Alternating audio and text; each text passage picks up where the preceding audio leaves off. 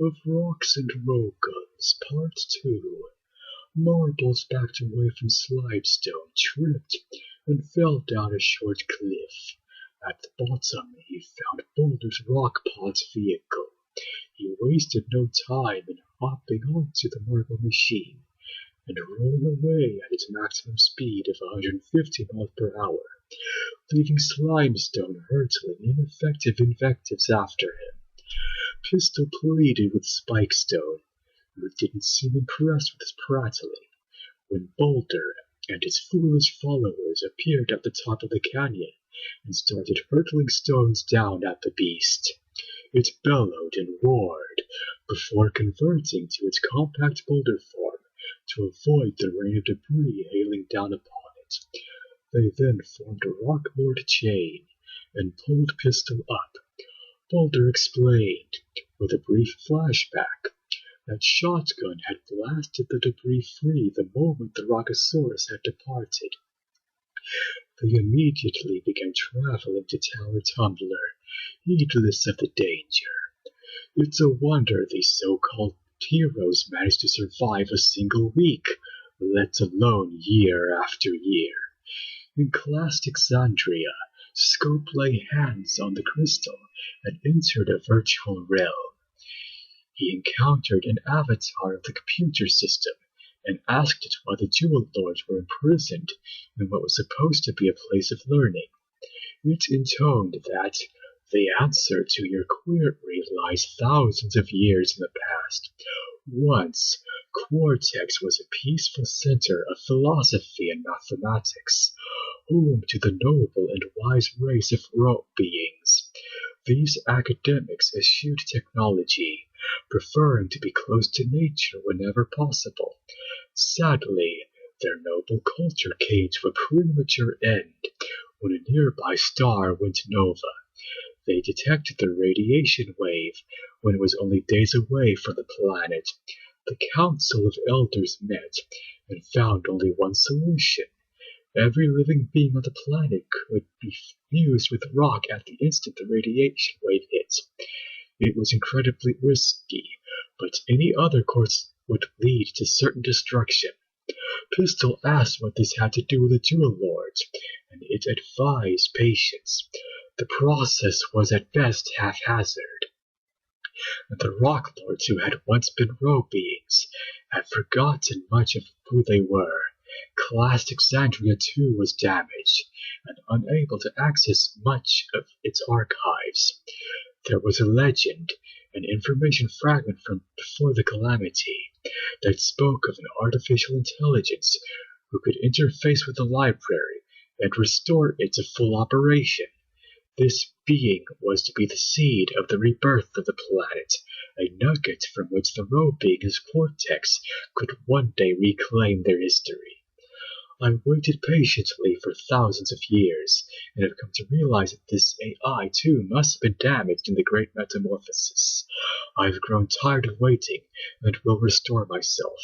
These Jewel Lords are to be part of my new computational matrix, even if it destroys them in the process, as will you. Meanwhile, in Magmar's camp, Squirt was happy to learn that Marbles had managed to elude Slimestone. He even had the temerity to laugh at his captor, prompting Magmar to send out additional hunting parties to track down the wayward Rock Lord. Back in Clasticxandria, the library's computer's assault on Pistol's mind commenced. Scope managed to use logic and reason to convince it to let him go, asking it how much the Jewel Lords had increased its computational abilities. When it replied, somewhat sadly, that the increase was negligible, Pistol pointed out that if it would be better to to let him go, with promise that they seek the AI of legend, it did so. With Solitaire, Flamestone, and Sunstone agreeing to the computer's terms, Marbles, who had been eluding Magmar's hunting parties, was discovered by Saberstone and Spearhead. He used the Rock Lord's conveyor belt to scoop up Spearhead, but Saberstone pulled him off the vehicle and started to pulverize him. Sadly, before she could finish the job, she was driven off by Boulder and his granite gang. After taking a moment to thank him for summoning aid, the now reunited band of Rock Lords prepared their assault on the Tumbler Tower. Though they were naturally dismayed at the strong fortifications inherent, they nonetheless drew up the best plan they could and prepared for a dawn assault. Perhaps they were foolishly driven by that misguided sense of honor and nobility so common to so-called heroes. Scope and the three Jewel Lords fought their way through Gnarly Baboons and Gnarly Gators, and engaged Gnarly Snarly outside of the castle Rifle was cowering in. The gigantic Gnarly was winning despite the 4-to-1 odds, until Scope snuck past him, combined with Rifle, and blasted the beast in the back. He never would have had the confidence to attempt such a maneuver before his experiences in Classic Xandria. Before, he thought himself nothing without Rifle's shadow to hide in. Now he knew that, though he was part of a powerful partnership, he was also a fully realized rogue gun in his own right. Boulder's group, along with shotgun and pistol, surrounded the tower and blazed away. Magmar laughed off the attack, firing his guns from behind cover and damaging each of his attackers. The inevitable reinforcements of Rifle, Scope, and the Jewel Lords only delayed the inevitable, and soon all of his enemies lay at his feet. He and his Rock Lord minions emerged from the safety of their tower to gloat. A costly mistake.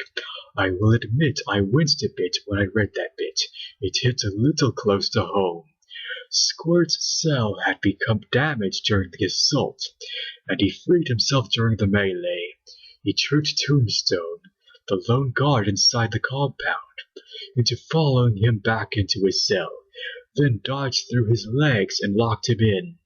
He turned the full power of Tumbler Tower against Magmar and his cohorts then. Rather than get shaken to pieces, they withdrew.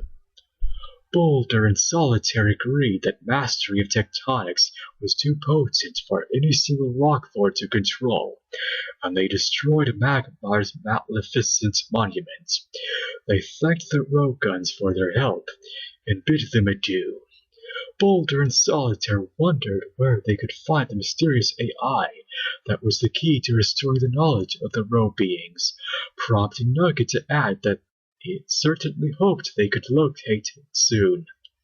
Yes, the whole thing was exactly as cloying as it reads. It made me glad my forces were occupied elsewhere. Magmar may be a mineral moron, but if forced to choose between him and a noble nitwit like Boulder, I know exactly where my sympathies lie.